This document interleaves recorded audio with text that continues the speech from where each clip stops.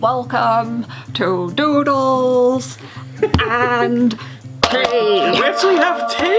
Yes, as you know, in the last episode we didn't have any tea and that was quite miserable. But my friend Semeiya watched the video. Semeiya came through big time. She came through big time. She sent us a whole box of tea, which is next to you over there.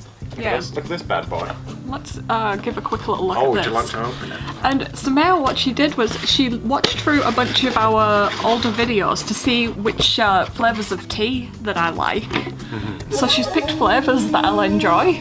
So there isn't even flavours in here that I don't like. Oh, do you want to run through what we've got? I haven't had a full We couple have of got peachy keen. Green tea with peach, peppermint leaves. Mint leaves, That's chocolate and mint. Green tea with mint. Over here, super fruit. And then the other one that's missing from this box is underneath here for this episode. And it's Jasmine Pulse, which is one of my all-time favourite teas. So Yeah, she's been drinking loads. we are back strong over She's here. been drinking loads of that stuff. And my gosh, guys, we have had a heck of a week, and I'm ready to tell you all about everything that's happened since we last did a little catch-up on Doodles and Tea. So as you know, in the last video I was upset because I didn't have any like Cutetitos or like Hatchimals this Christmas. And let me tell you, another one of my friends really came through for me. I'm so lucky to have the friends that I do, seriously. We're truly blessed. So my friend Californiaboy told me to make like a wish list on Amazon, so I made one and he got me this little Cutito. So I've decided we're gonna open this up in this Doodles and Tea, and then we're gonna draw whichever friend it is that's in here. This came a couple of days ago and I was so excited. Putting all the trash on my side. I might not have You the have to- grip to... Oh, I did it! Oh my gosh. She does, look at that. It's a big deal for me. Can you see okay? Oh yeah, you're in frame, hun. Okay, so this is gonna be some kind of like a candy themed friend. Oh, get him out. Comes in like a little candy burrito. I want to see what we're drawing. Oh, I've got the pigs The pigs excited. are excited they think as that well. This is a snack. It's a cute friend. Look. What is that? Is it a panda or a dog? Find out. Okay, so we unwrap this. It's a girl. It's got a little pink diaper on. Oh, is that what that is? Yeah. Oh, I thought it was And grey. I was like, this is the candy blanket. So this is going to be what inspires what we draw this episode. If you want to join in and draw with let me us. look at it. So let's see what rarity we have got. Oh, so we've got this one here. Oh, It's so sweet. It's called Sourito. Sourito, mid to high tier. These are the highest ones. I'm trying to like. Here. Oh, all right. I really want to get that peppermintito mouse, but I do really like the colours on this one. I'm trying to like hold it so you can see it all. But yes, that is our inspo for this episode. Oh my gosh, we're off to a great start. I'm loving it. It's a very cute one. You've been very lucky. Let me there. tell you, we have earned a fun Christmas after the week that we have had. Oh yeah, let's get into the past 3 days that have happened. So where do we start with the week that we have had? We should probably start, I think, at the beginning. That would make sense. And the beginning of our stressful week starts with little Patches. And you might be wondering, Patches, but he can do no wrong.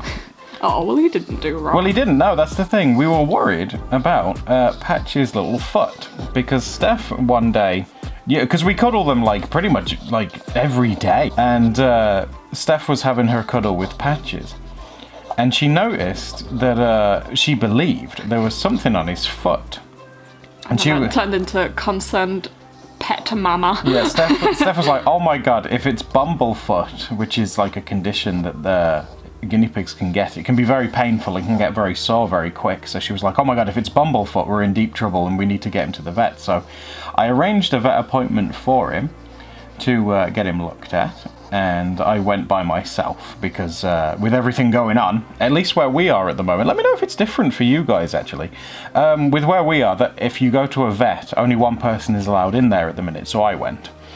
And basically, when we arrive, I keep saying we because we do literally everything together. Yeah, usually we do. I saw someone was waiting with their dog, and he wasn't very nice. He was quite mean to his dog. You did like a story time about that where you were like drawing along to it, which we're thinking of maybe uploading that to the channel. Yeah, at some to point. go into like the full details of it. Yeah, because the full story of this is like 40 minutes long. But anyway, we got into the vet room. and I got to see a vet called Johan, and he was very, very sweet with Patches. He was very gentle, he was very patient with him. It was a very, very nice experience. But basically, Patches' foot was fine. Good news. Yeah, it is. That's the best kind of news, right? Basically, he gave Patches a little foot massage. Patches really enjoyed that. He had a little foot massage, and I credit to him, because he was really giving him a good looking over, which I really appreciated. And he just turned around and said, "Nah, he's fine." Well, basically, we had the Patchy appointment, so there was Patchy's vet appointment first. Then up next was Steph's vet appointment, which didn't go as well as Patch's vet appointment. Yes, Steph had to have a blood test. I'm really notoriously bad with that. I'm not going to go into details of that stuff because No, we'll just tell you. Thing I don't like to know about, so I'm not going to tell you guys too much information about it. But basically, I went for the test. I didn't sleep for 3 days beforehand because I was anxious. It's been a long time since I've needed one, but I just know from experience that I don't like them. I'm never gonna like them, and I don't know. You know when you feel out of practice with something? Oh well, how often? I mean, do you get them done? Well, in the past, I was getting them done pretty regularly, but I haven't had to have one done for a few years, so I feel like my spook level had increased compared to what it used to be. Oh, bless I've you. managed to sort of work it down, but you know how it is. So anyway, I had the test. Got my coat stuck so I couldn't get my arm out, so that was a pain in the butt. She got the zip stuck in her coat because the nurse was like, "Hey, you need to take your coat off if we're going to do this blood testing." And Steph was like, "Oh yeah, of course, okay." So she went to go take it off. The zipper immediately gets stuck in the coat, and she has to sort of then wear the coat like a dress, but she slips it over her shoulders. Sliver my arm out, and it was a whole ordeal basically. But that was just the start. Yeah, that really was just the start. And there's a reason why I should probably be explaining the next bit. Yes, please do, because I don't really remember a lot of the rest Oh, of the you stuff. poor thing. But basically the blood testing itself went fine. Yeah, Obviously, it went fine. Steph was quite nervous, as you would expect, but it went fine, and I was really proud of her. And she took everything she needed to do. The nurse did, and we went outside to get a taxi back. Because with Steph having a blood test, especially, I didn't want to walk in back because the doctor's is a couple of miles or so away, So I'm outside. I sit Steph on this little wall that's near a car park. I say, "You sit there. I'll arrange the taxi, and I'll keep an eye on you." And Steph was like, "Oh, okay." So I get my phone out and I start to phone this taxi, and I notice that Steph is looking kind of out of it, and I'm like, "Oh, okay, well, she's just been through a really stressful experience." I'm like, "Okay, I'll keep an eye on you." Then literally the instant that the taxi company answered the phone, Steph passed out on me, and I was like, So I was like, "Taxi now, please, help." And they were really cool with it, and they were like, "Okay, we'll send one as soon as we can," which was awesome. He said my body went all floppy, so he was having to hold me while I'm sat on a wall. I had my phone in one hand, talking to the taxi company, and Steph in my arm in the other one. It was quite an experience, but then it still didn't end, because then, while I was trying to talk on the phone, Steph's bobble hat was going into my mouth. I was going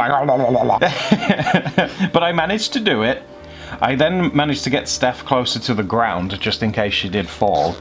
And she started coming to, and I was talking to her. Steph then said, "Get away," and I was like, "Oh no, what's wrong?" And she then threw up.